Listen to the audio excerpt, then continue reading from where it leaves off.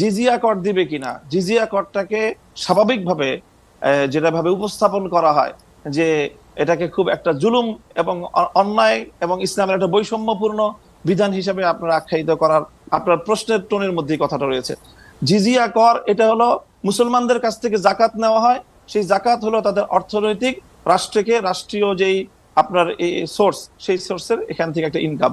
ঠিক তেমনি ভাবে অমুসলিমরা জাকাত দিবে না, তারা জাকাতের পরিবর্তে তারা জিজিয়া এবং কর দিবে, এবং এই জিজিয়া করের বিনিময়ে তারা তাদেরকে রাষ্ট্র সব ধরনের নিরাপত্তা এবং তাদের যে সার্ভিস গুলো দিবে। এটাকে আমরা সার্ভিস চার্জ বলতে পারি আসলে মূলত জিজিয়া কর।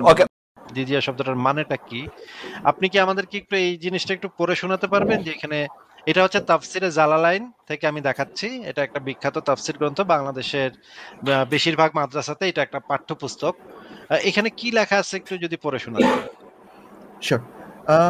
জিজিয়া ও খেরাজ। জিজিয়া বলা হয় সে করকে যা কাফেরদের জীবনের বদলে আদায় করা হয়। জিজিয়া শব্দটি যা থেকে নিষ্পন্ন, অর্থাৎ তুমি মৃত্যুদণ্ডের উপযুক্ত অধিকারী ব্যক্তি। পাও, কিন্তু তোমাকে এ সুযোগ দেওয়া হচ্ছে যে তোমার উপর এ দণ্ড জারি হচ্ছে না, এবং দারুল ইসলামের নিরাপত্তার সঙ্গে অবস্থানের অনুমতি দেওয়া হয়েছে। তোমাকে হত্যাও করা হয়নি এবং তোমাকে গোলামও বানানো হয়নি। যেভাবে মুক্তিপণ আদায় করলে মৃত্যুদণ্ড বাতিল হয়ে যায়, ঠিক তেমনিভাবে জিজিয়া আদায় করলেও হত্যা বিধান কার্যকর হয় না। আচ্ছা, তাহলে আমরা জিজিয়ার সংজ্ঞাটা জানলাম। এখন আমরা আশরাফুল হিদায়া, যে গ্রন্থটা হচ্ছে ইসলামের ফিকাহ শাস্ত্র, আশরাফুল হিদায়া গ্রন্থটা থেকে, এই গ্রন্থটা বাংলাদেশের বেশিরভাগ মাদ্রাসাতে পড়ানো হয়। চতুর্থ খণ্ড, পৃষ্ঠা নাম্বার 476 থেকে 492। অনেক লম্বা আলোচনা, এখানে জিজিয়া সম্পর্কে অনেক লম্বা আলোচনা করা হয়েছে। এই অংশটুকু কি একটু পড়ে শোনাবেন? লাল কালির অংশটুকু পড়ে শোনাবেন? জি। ইমাম সাফেরি এর দ্বিতীয় দলিল হলো জিজিয়া ওয়াজিব হয় হত্যার পরিবর্তে, অর্থাৎ জিজিয়া প্রদানের কারণে জিম্মি ব্যক্তি মুসলমানের হাতে নিহত হওয়া থেকে রক্ষা পায়। এ কারণে যেসব কাফের হত্যা করা বৈধ নয় তাদের ওপর জিজিয়া আরোপ করা যায় না। আচ্ছা, হ্যাঁ বলেন। তার জিজিয়া হচ্ছে মানে তাদের জীবনের মূল্য স্বরূপ তাদেরকে এই টাকাটা দিতে হয়। আচ্ছা, আরো দেখি এখানে কি কি বলা আছে। আরবে মুশরিকদের উপরে জিজিয়া আরোপ করা হয় না, তারা হয়তো ইসলাম গ্রহণ করবে অথবা তাদেরকে হত্যা করা হবে। অনারবি মুশরিকদের উপর জিজিয়া আরোপ করা যাবে কিনা এ নিয়ে মতভেদ রয়েছে। আহনাফের মতে অনারবি মুশরিকদের উপর জিজিয়া আরোপ করা হবে। ইমাম শাফির মত হলো অনারবি মুশরিকদের উপরও জিজিয়া আরোপ করা যাবে না, তারা হয়তো ইসলাম গ্রহণ করবে অথবা তাদেরকে হত্যা করা হবে। এগুলা কি দেখা যাচ্ছে ভাই? জি। আচ্ছা, হিন্দুরা বৌদ্ধরা তো মুশরিক, তাই না? জি। আচ্ছা, ঠিক আছে, আরোপ করি আমরা। এখানে বলা হচ্ছে অনারবি মুশরিকদেরকে গোলাম বানানো সর্বসম্মতক্রমে জায়েজ আছে, তাই তাদের উপর জিজিয়া আরোপ করাও জায়েজ হবে। কারণ গোলাম বানানো এবং জিজিয়া আরোপ একই ধরনের বিষয়। এই কথাটা কি দেখা যাচ্ছে? গোলাম বানানো এবং জিজিয়া আরোপ একই ধরনের বিষয়। জি ভাই। আচ্ছা, কেননা গোলাম বানানোর মাধ্যমে যেমন ব্যক্তির ব্যক্তিত্ব হরণ করা হয়, তেমনি জিজিয়া আরোপের দ্বারাও ব্যক্তির ব্যক্তিত্ব হরণ করা হয়। গোলাম বানানোর দ্বারা ব্যক্তির ব্যক্তিত্ব হরণ করা হয়, এই হিসেবে গোলাম হয়ে যায় পশুর মতো, তার কোনো ব্যক্তিত্ব থাকে না। তেমনি জিজিয়া আরোপ করা হলেও ব্যক্তির ব্যক্তিত্ব হারায়। এই হিসেবে জিজিয়া আরোপিত ব্যক্তি এবং গোলাম ব্যক্তি এক সমান। অতএব কাউকে গোলাম বানানো এবং কারো ওপর জিজিয়া আরোপ করা একই কথা। সুতরাং অনারবি মুশরিককে যদি গোলাম বানানো বৈধ হয়, তাহলে তার ওপর জিজিয়া আরোপ করাও বৈধ হবে। এরা এই বক্তব্যটা হচ্ছে যারা আরবের বাইরে মুশরিকদের উপর থেকে জিজিয়া নেওয়া যাবে এটার পক্ষে মত দিছে। মানে এরা হচ্ছে ভালো, এরা ভালো কথা বলছে। ভালো কথাটাই অপেক্ষাকৃত ভালো কথা বলছে। ইমাম শাফি বলছে কারোর মানে মুশরিকদের কাছ থেকে কোনো অবস্থাতেই মানে জিজিয়া নেওয়া যাবে না, তাদেরকে মেরে ফেলতে হবে, ইসলাম কবুল করবে অথবা মেরে ফেলবে। তার কথাটা ভায়োলেন্ট কথা।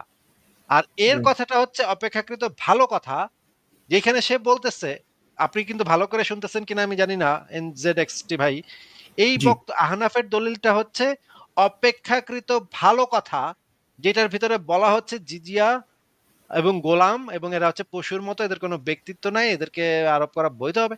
এইটা হচ্ছে ভাই অপেক্ষাকৃত ভালো কথা। আপনি কি কল্পনা করতে পারতেছেন এগুলা কি কথা?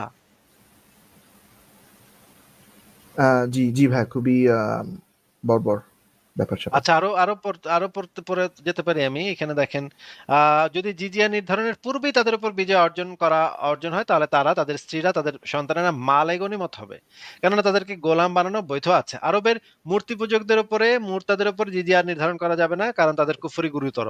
আচ্ছা, ইমাম শাফি মতে আরবে মুশরিকদের দাস বানানো যাবে, ইত্যাদি ইত্যাদি। আচ্ছা, এবার দেখি জিজিয়াটা নেবে কিভাবে, নেয়ার পদ্ধতিটা কি সেটা একটু দেখি।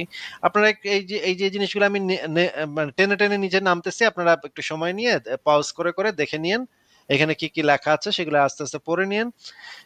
জিম্মির ওপর জিজিয়া ওয়াজিব হয় তার কুফরির শাস্তি হিসেবে। এ কারণেই অত্যন্ত লাঞ্ছনা ও অপদস্থতার সাথে জিজিয়া পরিশোধ করতে হয়। এই কথাটা কি দেখা যাচ্ছে? জি।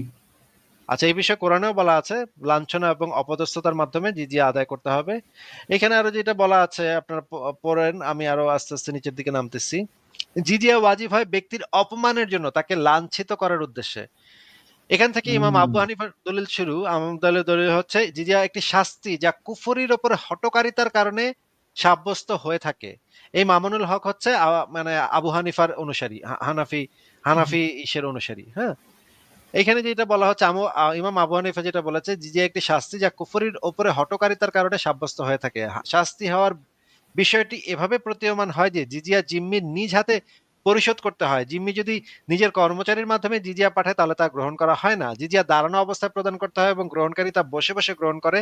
কেননা কোনো কোনো বর্ণনায় আছে, জিম্মি যখন জিজিয়া প্রদান করতে আসবে, তখন জিজিয়া উসুলকারী ব্যক্তি জিম্মির জামার বুকে ধরে ঝাঁকুনি দিবে এবং বলবে, এই আল্লাহর দুশমন, জিজিয়া দাও। এসব কথা ও আচরণ দ্বারা প্রমাণিত হয় যে জিজিয়া একটি শাস্তি। আর শাস্তির ক্ষেত্রে নিয়ম হলো, যদি এক জাতীয় একাধিক শাস্তি একত্র হয়, তাহলে পরস্পরের তাদাখুল হয়ে যায় তথা একীভূত হয়ে যায়। ব্লা ব্লা ব্লা। আচ্ছা, ঠিক আছে, পরে দেখি আরো কি বলা আছে। এখানে বলা হচ্ছে জিম্মিদের থেকে জিজিয়া উসুল করা হয় তাদের সম্পদ সঞ্চয় করা উদ্দেশ্য নয়, বরং আসল উদ্দেশ্য হচ্ছে জিম্মিদেরকে লাঞ্ছিত করা। মানে এখানে টাকাটা উদ্দেশ্য না, এখানে যে টাকাটা নিবে, এই টাকাটা এখানে উদ্দেশ্য না। এখানে উদ্দেশ্যটা হচ্ছে তাদেরকে লাঞ্ছিত করা, অপমানিত করা, তারা যেন অপমানের স্বাদটা ভোগ করে। এইটা হচ্ছে তাদের বক্তব্য। এবং এখানে আরো অনেক বক্তব্য আমার কাছে আছে, যেগুলো আমি একটা একটা করে দেখাইতে পারবো। সাগিরুন অর্থ ভাবে দেখেন, এখানে বলা হচ্ছে জিজিয়া গ্রহণকারী থাকবে উপবিষ্ট অবস্থায়, প্রদানকারী থাকবে দাঁড়িয়ে তার সামনে।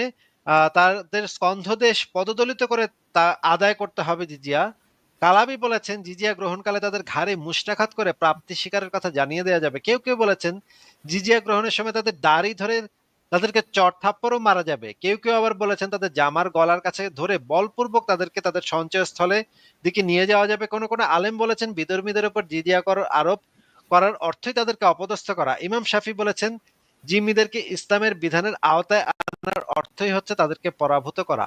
ভাই, এখন আপনি বলেন তো যে জিজিয়া করটা আসলে কেমন? এখান